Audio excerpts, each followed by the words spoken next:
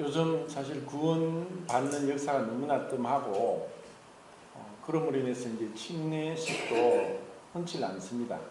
근데 이 침례식이 우리 모두가 그 침례를 받고 나서 그때를 이제 잊어버릴 수 있고 하지만 이것은 모든 그리스도인들에게 늘 새겨된 말씀이고 그리고 복음을 축소해서 한 부분만 강조하고 하는 것은 분명히 잘못된 것이라고 말씀을 드렸습니다.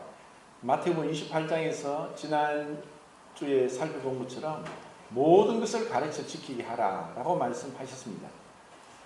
우리가 주님을 사랑하고 주님을 따라가는 것이 무엇이고 그리고 침례를 받고 그리스도인으로서 사는 게 무엇인가 하는 것을 다시 점검하고 주님 앞에 갈 때까지 이 말씀이 우리를 붙들고 주님 앞에서 든든히 서갈 수 있기를 바랍니다. 지난 시간에는 자기를 부인하는 것에 대해서 말씀을 드렸습니다.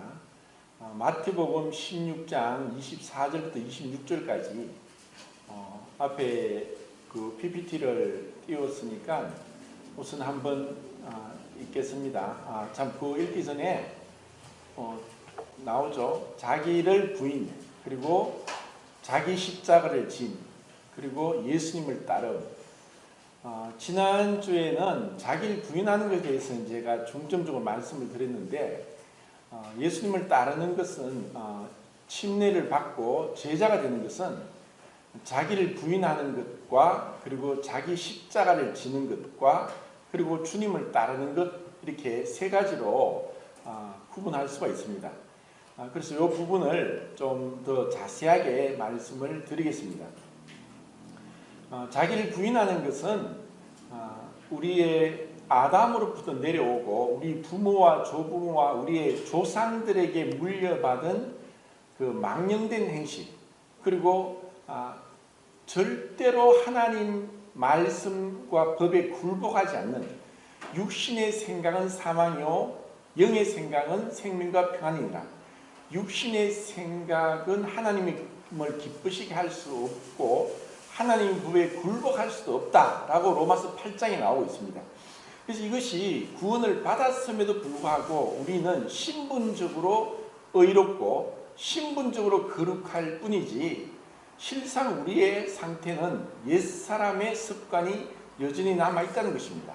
그래서 이 옛사람을 어떻게 처리하느냐는 것이 바로 이 자기를 부인하는 것인데 이것은 더 세분해서 얘기하면은 우리의 생각, 우리의 감정, 우리의 의지 이 부분을 부인하는 것이고 그리고 이것을 십자가에 못 박은 자로 알고 여기는 것이라고 이제 이야기할 수가 있습니다.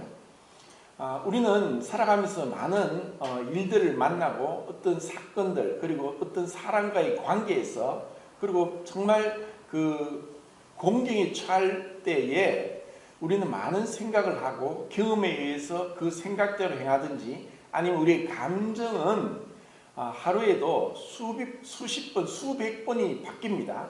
그런 감정들 그리고 그 생각과 감정에 절대적으로 의존하면서 움직이는 것이 의지입니다. 그러니까 우리의 생각과 감정이 하나님 말씀으로 그렇게 인도받지 못하면은 우리는 거듭난 자임에도 불구하고 세상 사람과 똑같은 행동을 할 수밖에 없는 자라는 것을 우리는 알게 됩니다. 그리고 이렇게 자기 부인을 해야 되는 것은 베드로전서 2장 11절에도 사도 베드로가 그렇게 얘기했습니다. 사랑하는 자들아 영혼을 거스려 싸우는 육체의 정욕을 제어하라. 영혼을 거스려 싸우는 육체의 정욕을 제어하라. 그런 말씀이 있습니다. 그런데 이와 같이 우리 거듭난 새 사람의 그 신분과 다르게 이 옛사람 그리고 이 세상의 많은 가치관들 믿지 않는 자들의 어떤 영향 그리고 눈에 보이지 않지만 악한 원수 마귀가 우리를 유혹하는데 끊임없이 택한 자마저도 삼키려고 우는 사자같이 달려든다라고 했습니다.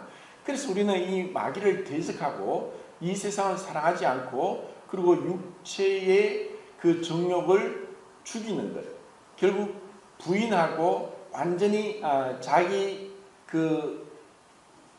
이 천연적인 아담으로부터 물려받은 이것을 물리치는 것, 이것이 자기를 부인하는 것입니다. 그리고 자기 십자가를 진다. 이 십자가를 진다고 할 때 우리는 이 복음서에서 말씀하고 있는 그 십자가의 의미를 사실 우리는 잘 모를 수 있습니다.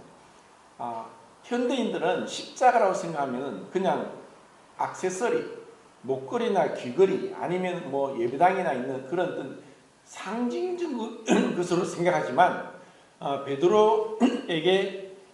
베드로가 이제 예수님에게 그리 마옵소서 하고 만류했던 그 내면에는 무엇이냐면은 로마 시대의 그 십자가 사형법이 그 원래 북아프리카 카르타고에서 시작된 것을 로마가 받아들여서 십자가형으로 공개 처형을 했습니다. 그래서 그 이스라엘의 유다가 로마 식민지로 있으면서 로마 군정 정치로 다스리고 있었는데 어떤 반란자 또 아니면 굉장히 극악무도한 범죄자들 그리고 그때 종을 데리고 있는 노예 제도가 있었는데 노예가 뭐 주인에게 안갚음을 위해서 살인을 했던가 큰 어떤 해를 입혔던가 이런 일들이 있으면 그들을 공개 처형하는데 십자가 처형을 합니다. 그래서 베드로가 주님 그렇게 마옵소서 하고 말했던 것은 십자가가 무엇인지 너무나 잘 알고 있었습니다. 그것은 인간이 고안한 가장 끔찍하고 인간이 죽기 전에 겪을 수 있는 모든 고통을 받는 것이 십자가입니다. 인간이 사람을 죽인 데 있어서 가장 오랫동안 고통을 죽기 전까지 그 피할 수 없는 그 끔찍한 고통을 받게 하기 위해서 고안한 것이 십자가 처형입니다. 이것은 인간이 이렇게 잔인할 수 있을까? 이렇게 피도 눈물도 없고 무정하고 무자비할 수 있을까 할 정도로 인간은 이렇게 극악무도합니다. 그렇기 때문에 지옥 가서 영원히 고통을 받아야 될 정도로 우리의 죄는 이루 말할 수 없이 크다는 것입니다. 그냥 단순히 내가 생각하기에 내가 이런 잘못을 했고 이런 양심의 가책이 있고 이러한 것이 죄가 아니라 죄는 결코 하나님께 굴복하지 않고 끝까지 계시록에도 하나님의 심판이 계속 7 그 나팔인 대접에 그 심판이 부어지는데도 그들은 회개하지 않습니다. 회개하지 않고 차라리 산이 무너져서 우리를 하나님이 진노에서 가리우라고 할 정도로 그들은 그 고집, 회개치 않는 마음을 따라 그 하나님의 심판을 받게 된다는 것입니다. 그렇기 때문에 자기 십자가를 진다는 것은 결국 죽음을 얘기하는 것입니다. 우리는 이 죄에 대한 그 하나님의 그 은혜로 우리의 죄를 용서받는 것은 대속으로 인해서 객관적으로 그 피가 흘려짐으로 하나님 앞에 법적인 의미에서 의롭다 하는 것을 받는 것은 예수님의 십자가의 피입니다. 그런데 하나님의 거룩하심 가운데 우리의 삶에 있어서 우리의 인격적이고 우리의 삶 전반적인 모든 부분에 있어서 하나님은 거룩을 원하십니다. 레위기 18장 19장과 그리고 베드로전서 1장 15, 16절에 내가 거룩하니 너희도 거룩할지어다. 의로움에 있어서는 우리가 처음 구원받았을 때나 또 죽기 전까지 또 천국 가서도 똑같은 그리스도의 의로움을 받았기 때문에 더 이상 성장도 없고 또 퇴보도 없고 항상 동일한 것입니다. 그래서 우리가 천국 갈 수 있는 자격은 우리의 의가 아니라 그리스도의 의를 옷 입었기 때문에 그리스도와 동등한 기준에서 자격으로 천국 간다는 것입니다.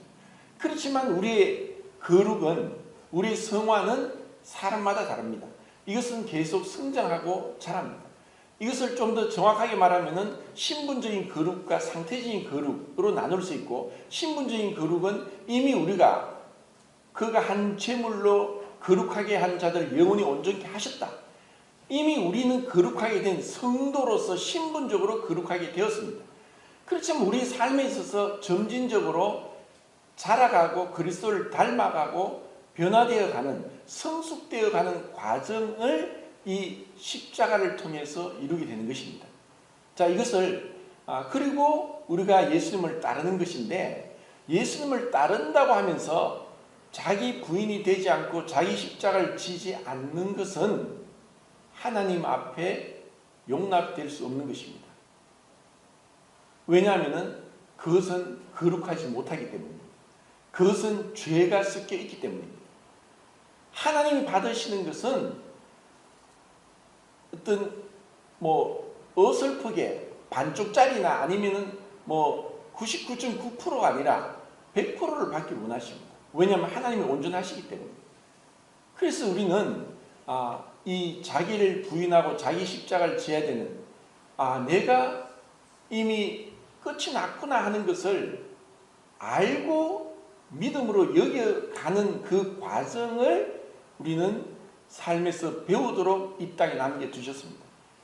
지난주에 제가 그 문자 메시지 조지 뮬러 형제님의 그 감정을 제가 올렸습니다. 나는 사람들의 칭찬과 비난과 온갖 사람들의 구설수에서부터 죽었다.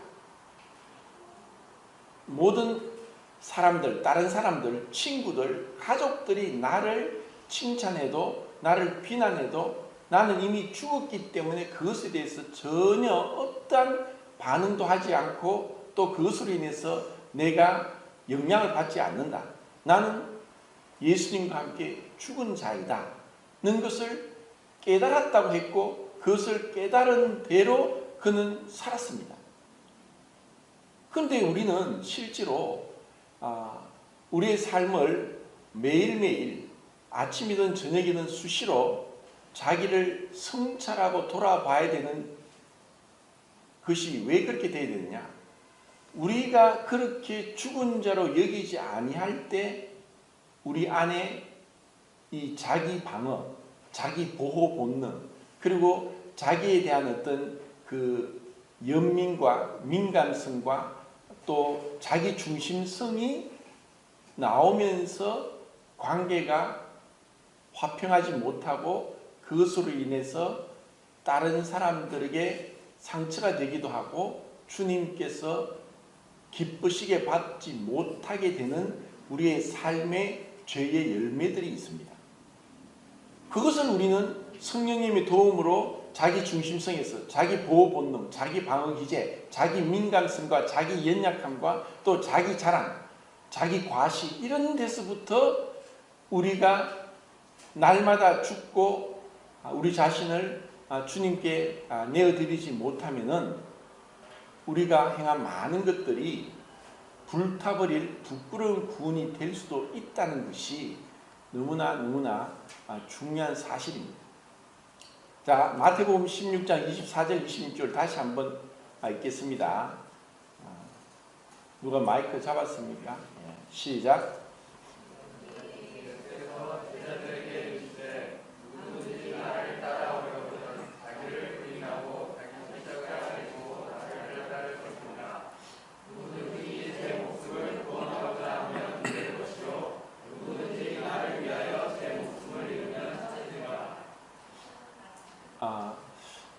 그 말씀이 사실 이제 우리가 그 말씀을 받을 때 누구든지 자기 목숨을 구원하고자 하면 잃어버릴 것이다.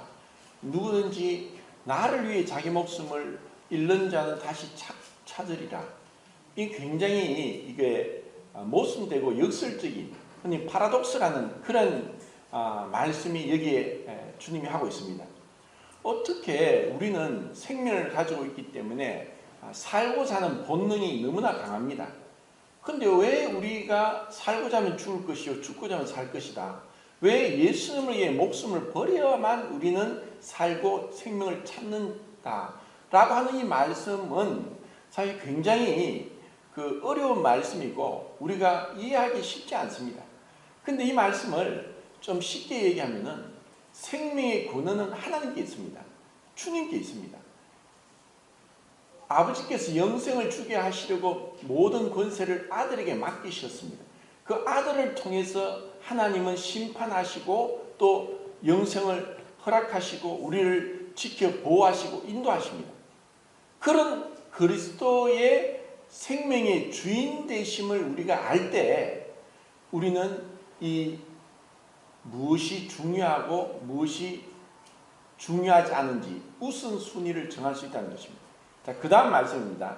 마태복음 10장입니다.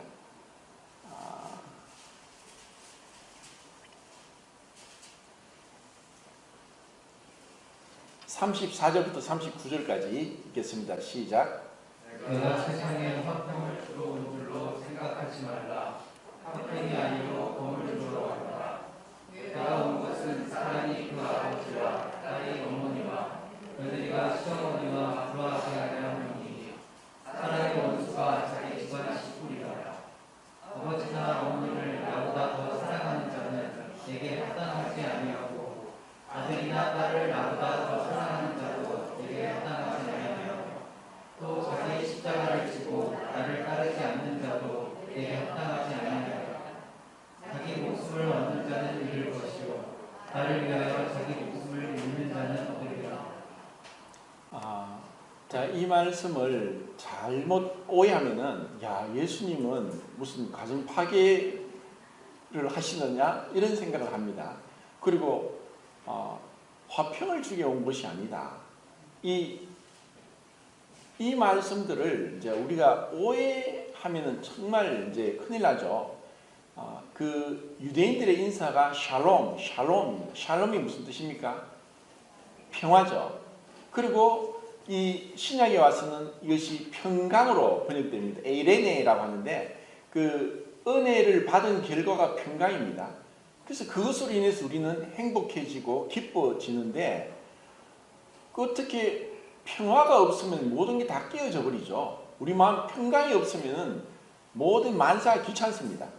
그런데 예수님이 이것을 화평을 주게 온 것이 아니다. 금을 주러 왔다. 이 말씀은 그리고 가족끼리 원수가 된다. 이 말씀을 정말 이제 잘 이제 우리가 이해를 해야 되는데 그 햇빛이 비치는데 그 햇빛을 받는 것에 따라서 완전히 반대 현상이 일어납니다. 제가 뭐 자주 말씀을 드리는데 치즈를 햇빛에 놔두면 어떻게 됩니까? 녹습니다. 그런데 계란을 깨트려서 햇빛에 따가운 햇빛에 내놓으면 어떻게 됩니까? 계란이 익죠. 자, 햇빛은 동일한데 치즈는 녹이고 계란은 익게 합니다.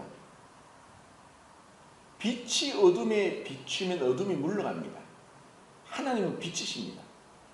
빛은 진리고 생명이고 그리고 평화입니다. 예수님은 나는 세상의 빛이니 나를 믿는 자는 어둠에 다니지 아니하고 생명의 빛을 얻으리라. 요한복음 8장 12절에 그렇게 말씀하셨습니다. 그분은 빛으로 오셨는데 왜 사람들이 빛으로 나오지 않느냐? 요한복음 3장에 말씀하고 있죠. 36절입니까? 빛보다 어둠을 더 사랑해서 빛으로 나오지 않는다고 했습니다. 예수님은 빛으로 왔는데 사람들은 빛을 싫어합니다. 빛을 싫어해서 어둠이 더 좋은 거예요. 마치 바퀴벌레가 불을 켜면 갑자기 도망가고 사라지듯이 세상 사람들은 빛보다 어둠이 더 좋습니다. 쾌락을 사랑하기를 하나님 사랑보다 더 하고 그리고 자기 욕심대로 이 욕망이라는 이름의 그 끔찍한 전차를 끌고 이 세상에서 쾌락을 쫓아 살아가는 것이 이 세상 사람들의 삶입니다. 창세기 4장 16절 말씀이 뭐냐면은 가인이 여호와 앞을 떠나 노 땅에 거하였더니 하면서 말씀하고 있습니다. 가인이 아벨을 죽이고 하나님 앞을 떠났습니다. 그리고 그 이후에 나온 것은 가인의 자손들이 뭘 했습니까? 이 세상에 문명을 일으켰습니다. 농업기술, 과학기술, 그리고 무기 만드는 것, 그리고 예술, 악기를 만들고 예술과 그 학문과 또 전쟁, 이와 같은 그 세상의 문화를 만든 것은 가인의 후예입니다. 그들 하나님 앞을 떠나서 하나님을 예배하고 하나님 말씀에 순종하기보다 자기 육체와 마음에 원하는 것을 하면서 하나님께 감사치도 않고 영광을 돌리지도 않고 그렇게 육체 가운데 살아가는 것입니다. 그래서 6장에 하나님은 홍수로 세상을 심판하셔야 됐습니다. 그렇지만 5장에는 무슨 내용이 나옵니까? 창세기 5장에는 아벨 대신 하나님이 셋을 주셨습니다. 그리고 에노스가 죽어야 될 줄 알았는데 그때부터 여호와 이름을 불렀다고 그들의 후손들은 아무런 어떤 세상의 문화에 영향을 끼친 것이 없고 메세의 자식을 낳고 메세까지 살았더라. 계속 이런 얘기만 나옵니다. 그러니까 가인의 후예와 셋의 후예는 완전히 차이가 납니다. 가인의 후예는 이 세상을 이 모든 것이고 이 세상에 붙들려서 썩어질 것을 위해 살아가는 자들이라는 것을 우리가 압니다. 그렇기 때문에 이런 세상에 예수님이 오셨지만 그 예수님의 말씀과 예수님을 믿는 사람들을 그들은 싫어합니다. 본능적으로 싫어합니다. 어둠이 빛을 싫어하듯이. 그래서 이 가정 안에서도 또 사회 안에서도 믿는 자와 믿지 않는 자가 물과 기름이 섞일 수 없듯이 자꾸 구분이 됩니다. 그러니까 우리는 자연적으로 이 교회 안에서 믿는 성도들, 우리가 부모가 다르고 가족과 또 뭐 이 성별이 다르고 나이가 다르고 또 직업이 다르고 또 뭐 취미가 다를지라도 공통점이 있습니다. 그것은 예수 그리스도입니다. 그분으로 인해서 우리는 하나가 될 수 있고 연합될 수 있고 사랑할 수 있고 그리고 인내할 수 있고 화평한 관계를 유지할 수 있습니다. 그렇기 때문에 이 우리 마음에 그 무엇보다도 아무리 부모와 가족과 또 자식과 또 배우자가 좋을지라도 이 모든 생명의 근원, 빛 되시고 진리 되시고 화평의 근원 되시는 예수님보다 더 사랑한다면은 이것은 하나님께 합당치 않고 그것을 하나님이 원치 않습니다. 이것은 우선순위를 얘기하는 것이지 이것은 뭐 가족 간의 원수가 되라, 뭐 원수가 되어서 이 불화를 일으키고 뭐 그 싸우고 전쟁하라는 그런 말씀이 아니라는 것입니다. 그래서 우리 마음에 정말 내가 무엇보다도 주 예수보다 더 귀한 것이 없다. 나는 오롯이 주님밖에 없다. 하는 그 마음을 내가 가지고 있는가? 그것을 우리는 늘 살펴보면서 주님 앞에 나가야 됩니다. 히브리서 11장 6절 말씀이 믿음이 없이는 하나님을 기쁘시게 하지 못하나니 하나님을 믿는 자는 하나님이 계신 것과 그가 자기를 찾는 자들에게 상 주시는 이임을 믿어야 할지니라 라고 했습니다. 우리가 하나님을 기쁘시게 하는 것은 유일하게 믿음밖에 없습니다. 믿음으로 인한 순종입니다. 그래서 믿음의 결과는 뭐라고 했습니까? 순종입니다. 믿음의 본질은 뭐라고 했습니까? 자기 부인입니다. 믿음의 원인은 무엇입니까? 회개입니다. 자, 이 믿음으로 하나님을 기쁘시게 하는데 첫 번째 믿음으로 그분이 계신 것을 믿음으로 나가는 것입니다. 그래서 세상 사람이 믿음이 없는 것은 하나님의 존재, 그분의 그 현재성, 그분의 모든 것을 감찰하시는 전지전능하심을 모르기 때문입니다. 그걸 믿지 않습니다. 그리고 믿지 않으니까 그들은 하나님을 기쁘시게 하기 위한 순종의 삶의 열매가 없다는 것입니다. 세상 사람들은 성도님들 그럴 수도 있겠지만 저는 한 번도 그런 적이 없는데 로또 복권을 매주마다 사는 사람이 있습니다. 왜 그러냐? 인생 역전을 위해서. 그것을 위해서 매일 그렇게 매주마다 사는 사람이 있습니다. 근데 그것은 불가능한 것이 아니라 확률적으로 희박하지만 가능성은 있습니다. 그래서 그들은 그것을 매달리는 거죠. 근데 그것이 확률이 너무 낮고 해서 극소수의 사람만 당첨이 되어서 흥재를 하는 거죠. 근데 우리가 하나님을 믿고 순종하고 따라가는 것은 100% 보장됩니다. 이것을 제가 오늘 말씀드리고, 그리고 이를 위해서 반드시 자기를 부인하고 자기 십자가를 지는 것, 이것을 성경에서 세 사람을 제가 찾아보겠습니다. 그 다음 말씀이 룻기죠. 1장 제가 15절부터 18절까지 읽겠습니다. 시작. 나오미가 또 이르되 보라 내 동서는 그 백성과 내 신들에게로 돌아가느니 너도 너의 동서를 하나로 하라니 이르되 이제 어머니를 떠나며 어머니를 따르지 말고 돌아가라 하지 마옵소서. 어머니께서 가시는 곳에 나도 가고 어머니께서 먹이는 곳에 나도 먹으리이다. 어머니의 백성이 나의 백성을 보고 어머니의 하나님이 나의 하나님이 되시리니 어머니께서 죽으신 곳에서 나도 죽어 거기 계실 것이라. 만일 내가 죽는 일 외에 어머니를 떠나면 여호와께서 내게 벌을 내리시고 더 내리시기를 원하나이다 하니라. 나무가 다시 자기와 함께 가기로 굳게 결심을 하고 내게 나를 외치시니. 이제 룻을 통해서 자기 부인과 자기 십자가를 짐과 주님을 따르는 것에 대해서 완벽한 모델을 룻을 통해 볼 수 있습니다. 그래서 우선 룻을 보기 전에 우리는 나오미를 봐야 되는데, 나오미의 남편 엘리멜렉이고 유대 땅 베들레헴 에브라다에 살고 있었습니다. 그런데 그곳에 흉년이 들어서 먹고 살기 힘들었습니다. 그 이스라엘 땅은 1년 강수량이 300mm가 안 됩니다. 우리나라는 얼마나 된 줄 압니까? 1350mm입니다. 그러니까 우리나라와 비교해서 얼마나 건조하고 척박한 땅이라는 걸 알 수 있죠. 그러니까 비가 안 오면은 그 당시에 모든 게 그냥 망쳐집니다. 그래서 그 흉년이 계속됨으로 인해서 그 비옥한 아르논 강을 건너면 모압 평지가 있는데 굉장히 비옥합니다. 여호수아 때 그 요단강의 그 비옥한 땅에 가축대를 거느리고 요단강을 건너지 않은 지파가 있었죠.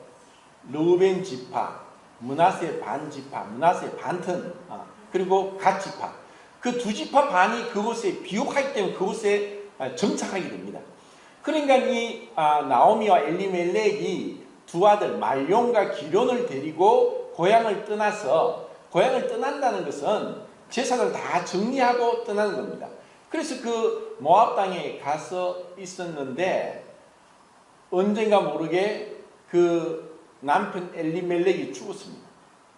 그리고 말용과 기론을 나이가 들어서 장가를 보내는데 모압 여자 오르바와 룻을 그 며느리로 삼고 장가를 들게 했습니다. 그래서 한 10년 정도 지났는데 자식도 아직 태어나지 않았고 두 아들 말용과 기론이 죽었습니다. 이제는 그 나오미는 가장 비참하고 가장 최악의 상태로까지 내몰려진, 너무나 처절하게 절망 상태에 빠진 사람이 되었습니다. 나오미보다 더 불행한 사람이 있을까? 나오미보다 이렇게 인생이 꼬이고 이렇게까지 그 마지막까지 가서 어떤 희망도 가질 수 없는, 그 당시에는 고아나 가부가 가장 연약한 자였는데, 이제 이 복음서에는 과부가 아들도 있고 했지만 이제 나오미는 아들도 죽었습니다. 그럼 며느리 둘밖에 없어요. 그런데 그 나오미가 그 가운데 이제 그 앞에 보면은 그 나오미가 비록 그 흉년이 들어서 고향 땅을 떠났고 약속의 땅과 하나님의 그 약속을 주신 그 땅을 떠났고, 그리고 모압과 암몬 자손들은 롯이 그 딸과의 관계를 통해서 소돔성에서 구출받고 거기서 나온 자식들이 모압 암몬 자손입니다. 그래서 그 뒤에 신명기 말씀 보겠습니다. 23장 3절부터 6절까지. 자, 읽겠습니다. 시작. 암몬 사람과 모압 사람은 여호와의 총에 들어오지 못하리니 그들에게 속한 자는 10대뿐 아니라 영원히 여호와의 총에 들어오지 못하리라.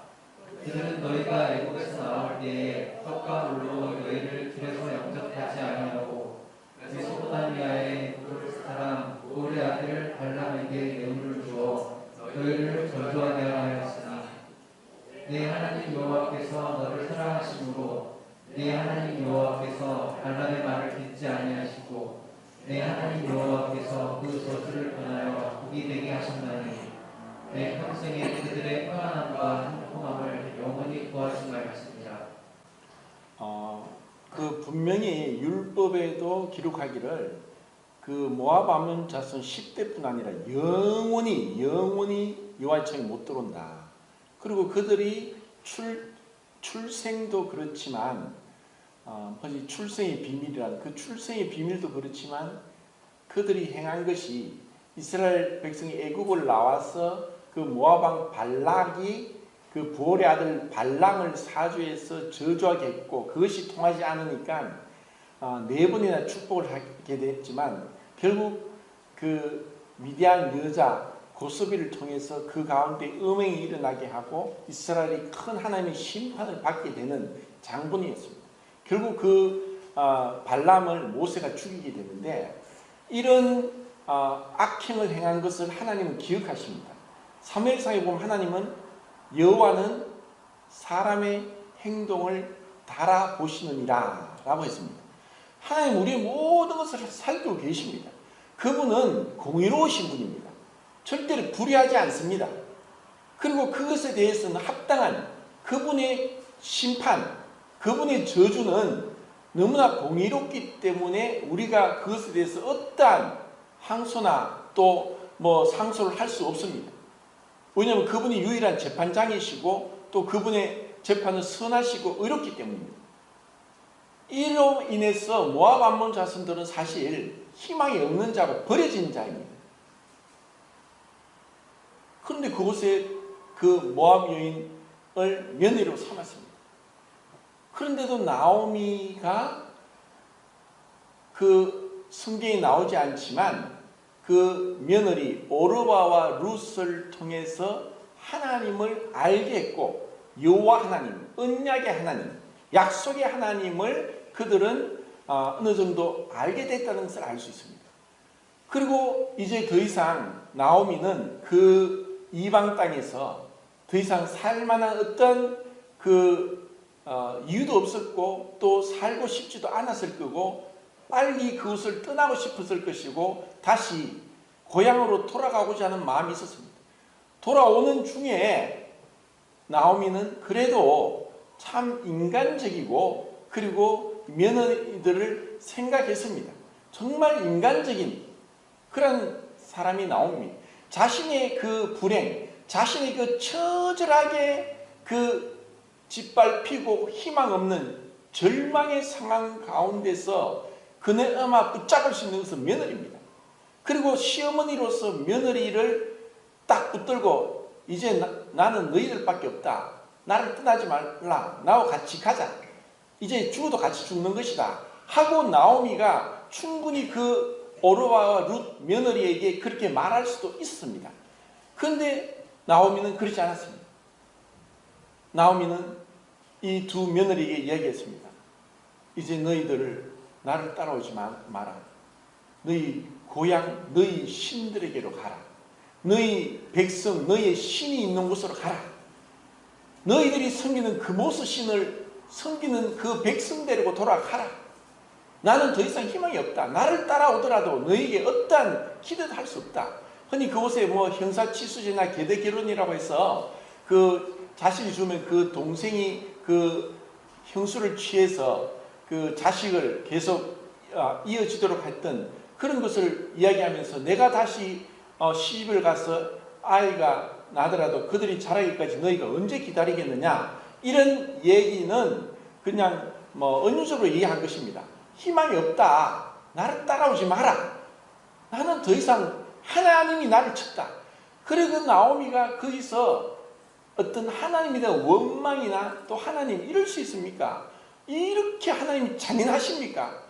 이렇게 나의 인생을 내가 다만 유대 땅 베들레헴을 떠났다는 그 이유 하나만으로 이렇게까지 하나님의 그 징계의 손길이 이렇게 무섭습니까? 하나님 너무하시지 않습니까? 하고 하나님께 원망할 수도 있고 하나님께 그렇게 부르짖을 수도 있었는데 나오미는 하나님이 나를 징계하셨다, 쳤다 하면서 그러면서 그 두 자부를 돌려보냅니다. 그래서 오르바는 그 시어머니 나오미와 입을 맞추고 떠나죠. 그런데 룻은 떠나지 않는 거예요. 그 앞에 14절 한번 읽어볼까요? 14절. 이게 PPT는 없는데 성경을 봐야 돼요. 14절 시작. 빌리고스를 높여 같이 울거니 오르바는 그의 시어머니에게 임하되 룻은 그를 룻은 그 시어머니를 붙쫓았다 하는데, 붙쫓았다는 이 단어가 다바크라는 히브리어 다바크인데, 창세기 2장 24절에 남자가 부모를 떠나 그 아내와 연합한다 이란 뜻으로 이 다바크가 쓰였고, 또 시편 63편 8절에 그 믿는 성도가 주님과 연합할 때 이 단어를 씁니다. 여기서 룻이 시어머니 나오미를 붙잡고 따라가는 것을 우리는 보게 되는데, 이 룻에게 있어서 무엇을 볼 수 있냐? 룻은 어떻게 보면은 오르바에 비해서 참 미련하고 지혜롭지 못한 선택을 한 것 같습니다. 오르바는 굉장히 지혜롭고 현실적이고 상황 파악을 잘합니다.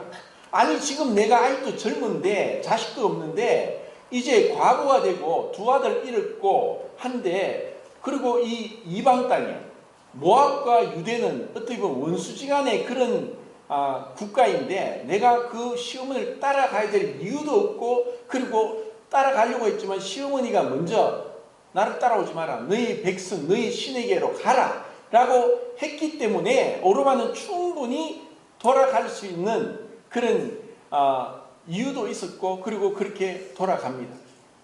그런데 룻은 어떻습니까? 아닙니다. 나는 어머니를 따라가겠습니다. 어머니 백성이 나의 백성이, 어머니 하나님이 나의 하나님입니다. 내가 여호와 하나님을 믿습니다. 이렇게 얘기합니다.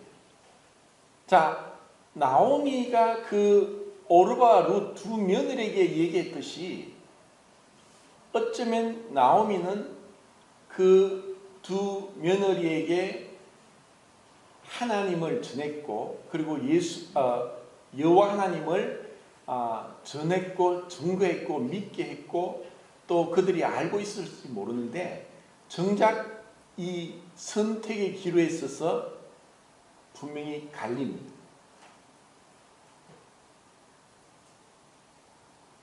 우리에게 있어서도 하나님은 늘 우리 행동을 바라보시고 우리를 시험하십니다.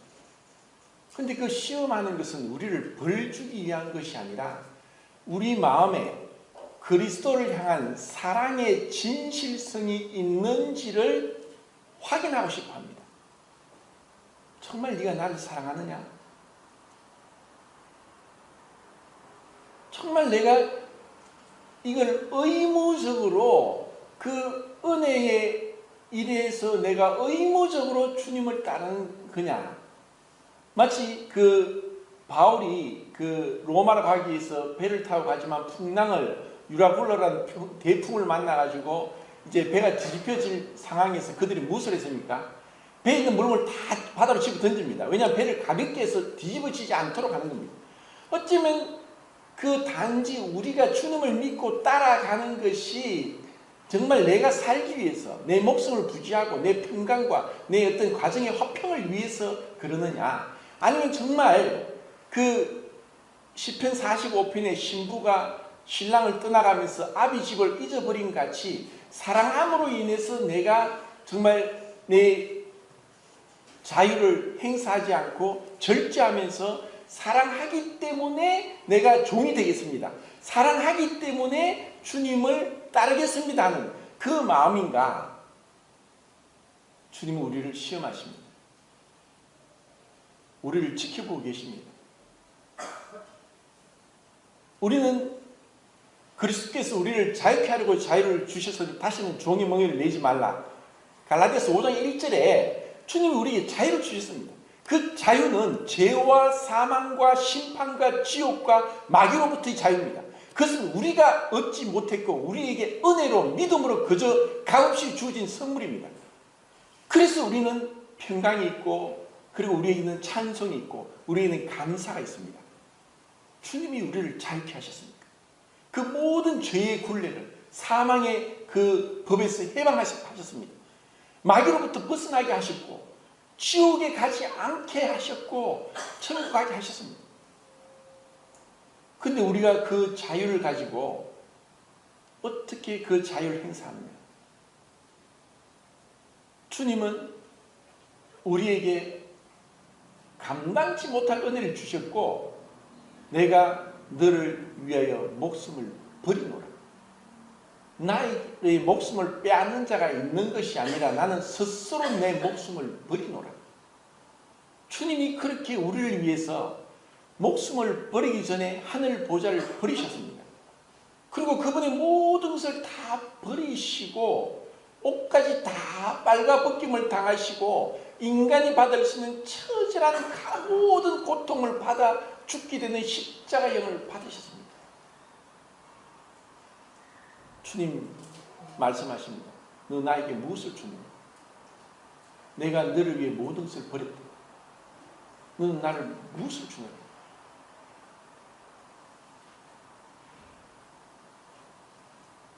우리가 주님을 따라가는 것은, 우리는 다 각자 기질도 다르고 성격도 다르고 또 은사도 다르고 또 우리 환경이나 이 부모로부터 받은 유전적인 영향 다 다릅니다.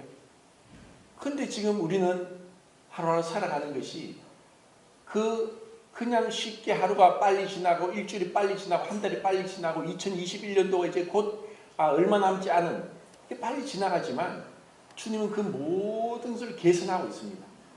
왜? 우리를 상 주시고 우리를 기쁘시게 하기를 원하십니다.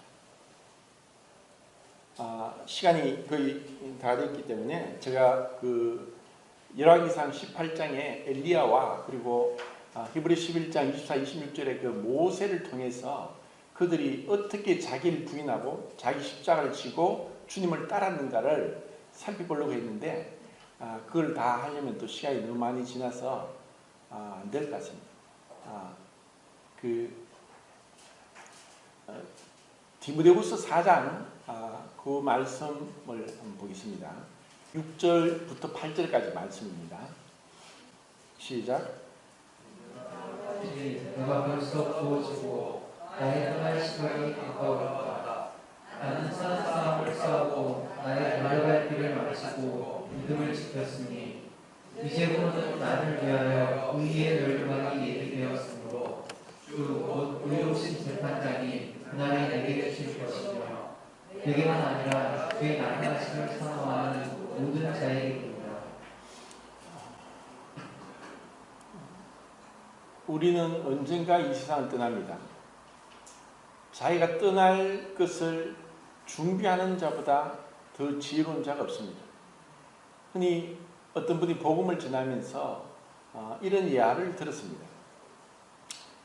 배를 타고 가다가 어떤 섬에 난파가 됐습니다.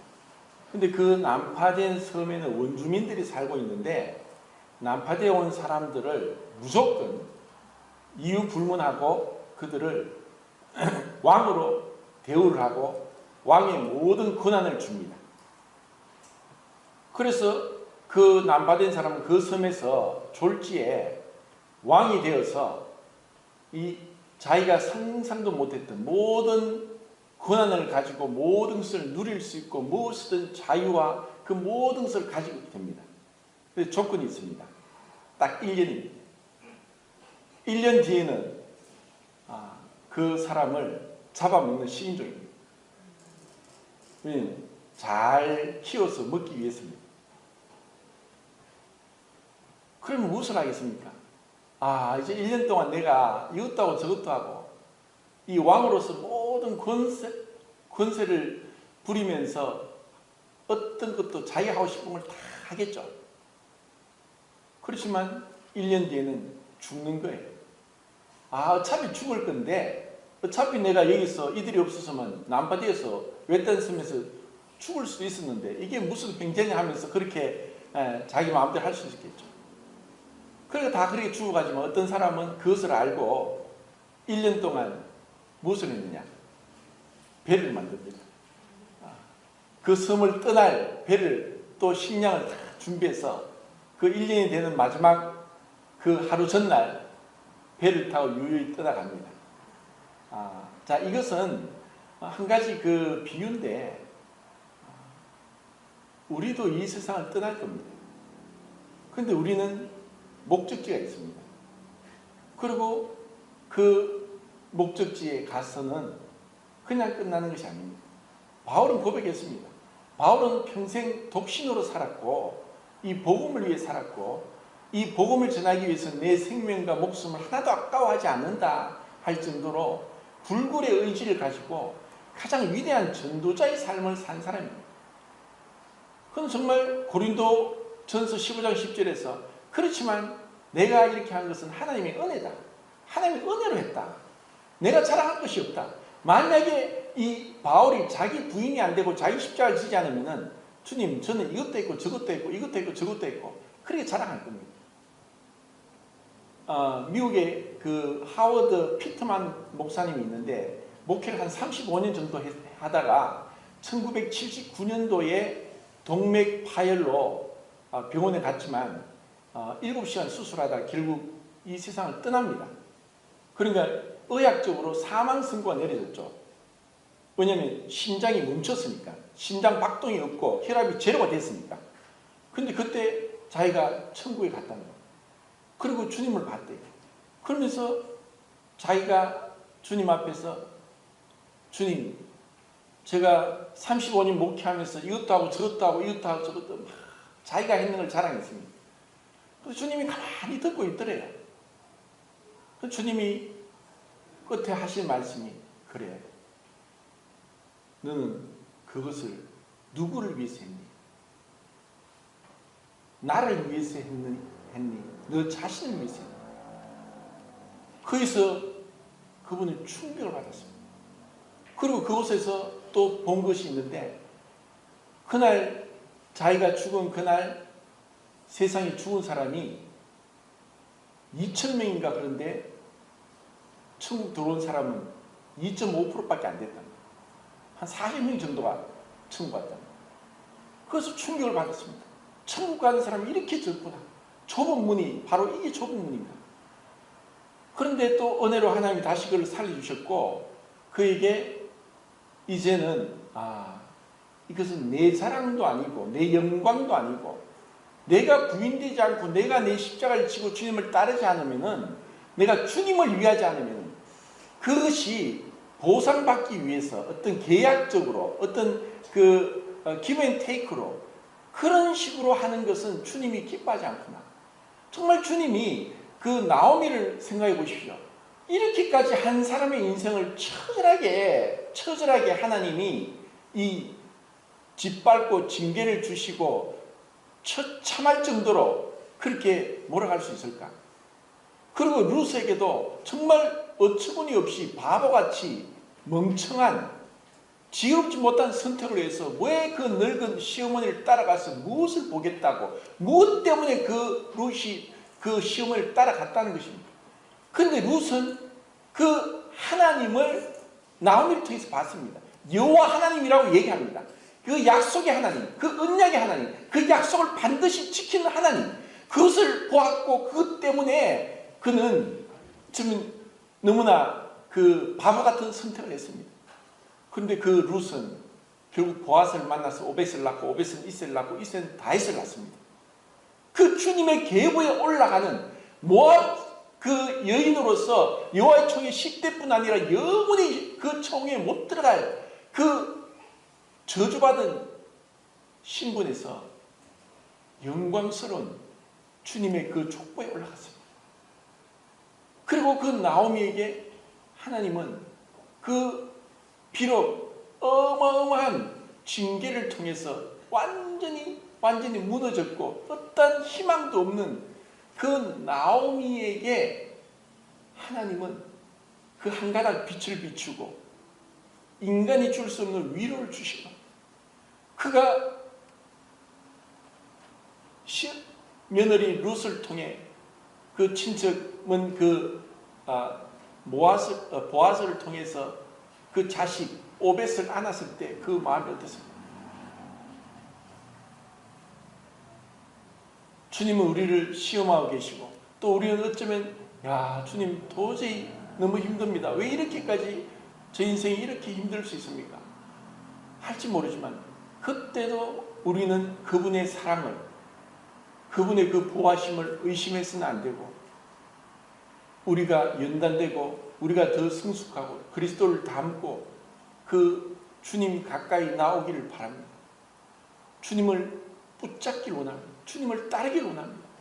그 세상의 온갖 유혹과 그리고 마귀의 그 속임수와 그리고 내 육신의 정욕을 절제하면서 나는 그리스도와 함께 십자가에 못 박혔다.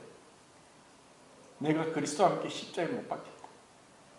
이제 내가 육체 가운데 사는 것은 나를 사랑하사 나를 위하여 자기의 목숨을 버리신 하나님의 아들의 믿음 안에 사는 것이다. 그래서 우리는 어떤 상황 속에서도 찬송할 수 있고, 그리고 그것을 우리는 삶을 통해서 믿음으로, 믿음의 결과인 순종을 통해서 주님 앞에 나와야 되는 것입니다. 룻은 주님을 믿었습니다. 나오미를 통해서. 그 믿음의 결과가 그 삶을 통해 나타났습니다. 우리는 어떤 삶의 열매를 보이고 있습니까? 내가 정말 주님을 믿습니까? 그리고 주님 상 주실 것을 바라보고 내가 주님께 드립니까? 정말 내가 주님께 드리길 아까워하고 내 생명을 주님을 위해 버리는 것이 곧 얻는 것이라는 것, 이 놀라운 이 복음의 기적, 이 세상은 알지 못합니다. 복음은 인간의 육적인 마음이 받아들이기에는 너무나 영적이고 그의 교만을 꺾기에는 너무나 겸손하고 그의 저항하는 의지가 굴복하기에는 너무 강요적이며 그의 땅에 속한 욕망이 좋아하기에는 너무나 숭고하고 그의 어두운 지각이 이해하기에는 너무나 숭고하고 그의 땅에 속한 욕망이 좋아하기에는 너무나 거룩하다. 이 복음은 정말 거룩한 것이고 숭고한 것이고 겸손한 것이고 어떤 의미의 배타적이고 강요적인 것이고 그러면 영적인 것이고, 하지만 우리는 이 세상에 가장 존귀한 고귀하신 분과 연합되고 그분의 그 사랑과 보호 가운데 우리는 안식하고 평강을 얻을 수 있습니다. 정말 주님께서 은혜를 주셔서 우리의 삶에 제가 주님 앞에 기꺼이 자원하여 헌신하지 못하고 내어드리지 못하고 붙잡고 있는 것이 있습니까? 그것이 뭔지 보게 해주십시오. 정말 주님을 위해서 주님을 사랑함으로 사랑의 진실함이 나타나길 원하고 내 삶이 변화되길 원하고 내 삶의 믿음의 진보가 성도들에게 나타나 보여지길 원하고 내가 세상과 점점 구별되고 내 삶에 있어서 더 이상 여전히 어제나 오늘의 똑같은 자가 아니라 주님 앞에 정말 주님을 사랑한다는 그 삶의 표징들이 나타나기를 정말 바라면서 주님 앞에 기도하고 우리 삶을 성찰해야 될 것입니다. 주님은 우리에게 반드시 그 보상을 해주십니다. 계시록 22장 12절을 보고 마치겠습니다. 22장 12절.